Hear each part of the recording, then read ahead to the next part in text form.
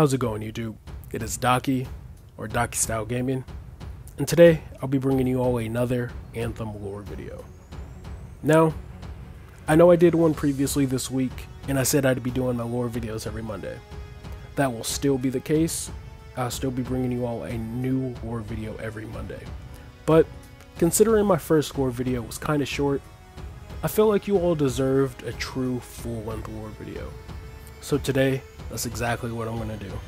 Give you a full lore video on the factions, the crews, the unique outlooks and views of all the factions in the game.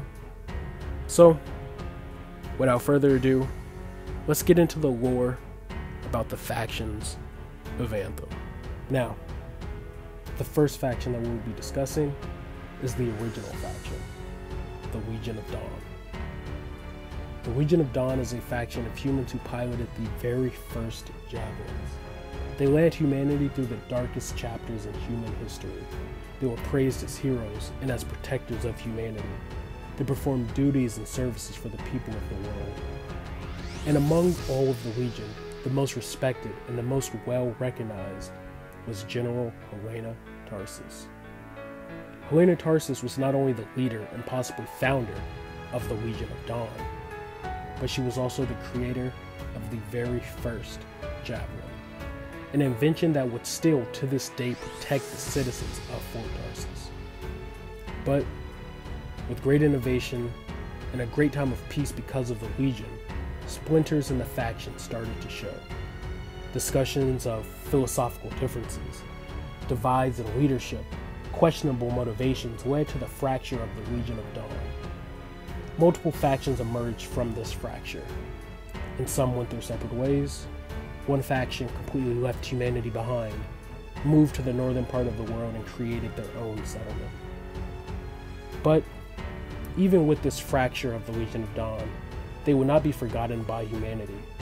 To most, the Legion of Dawn is responsible for the growth and the protection of civilization, and their protection allowed the construction of a fortified settlement safe from the corruption and danger of the outside world.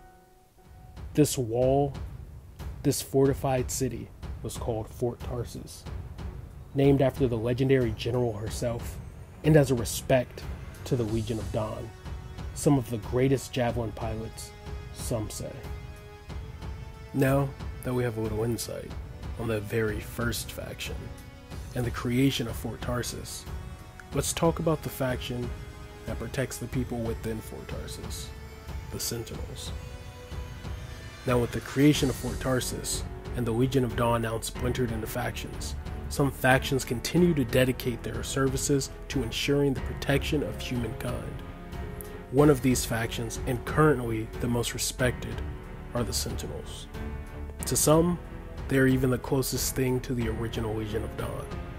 They are respected, and they are duty-bound. This faction of human Lancers enforce the rules, and they ensure protection inside the city of Fort Tarsis. The citizens have faith and feel confident that the Sentinels will keep order and provide safety within the walls of Fort Tarsis. These Sentinels, these human Lancers, are equipped with their own custom and unique javelins, and will do whatever it takes to ensure the safety and the protection of Fort Tarsis. Now, I mentioned there were multiple factions who are dedicated to protecting humans. The second faction, who are dedicated to protecting humanity as well, are a subset of Lancers who pilot their own unique javelins, and they are known as the Freelancers. The once most respected and the most valued faction from the Legion of Dawn's fracture, praised for their past glories, now their current deeds don't give them the same respect they once had. Freelancers now gather resources and materials for the people of Fort Tarsis, but also do the things that most won't: traverse the active and dangerous world. This faction of fire jumpers, so to speak, take contracts and are the brave few who go out into the world and face danger head-on using powerful javelins passed down from generation to generation. But these Freelancers don't do it alone. They have a crew of their own with ciphers. And the ciphers that will be guiding us on our journey throughout Anthem are known as Helic, Fae, and Owen. Now, outside of shutting down the Shaper artifacts and dealing with the Scar as freelancers, the real threat and sense of danger come in the form of the last human faction that we'll be discussing in today's video. And they are the ancient rivals of the Freelancers. This human faction is known as the Dominion. The Dominion and their philosophies are part of the reason for the fall and the fracture created within the Legion of Dawn. This militaristic faction philosophically opposes the Freelancers. Some say the Dominion's philosophy is to harness the Anthem of Creation, a powerful force and a source of creation in the world, and use its power for destruction. Others in the world believe the Dominion's desire is to subjugate all of humanity under their rule.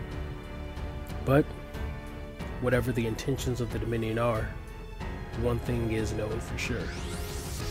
The Dominion have been trying to figure out and understand the Anthem of Creation, and they wish to use the Shaper artifacts to harness its power.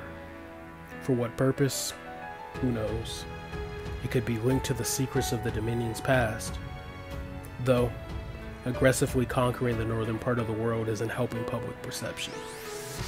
But, with powerful javelins on their side, this militia human faction is ready and equipped to deal with all those who oppose their philosophy, especially their ancient rivals, the Freelancers.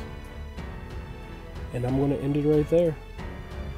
So, hopefully this video gave you a bit more information on the 4 factions that I discussed today. The Legion of Dawn, the Sentinels, the Freelancers, and the Dominion. Now, keep in mind, according to the BioWare devs, not only are all of the factions connected, they did go on to say that none of the factions are actually good or bad within Anthem.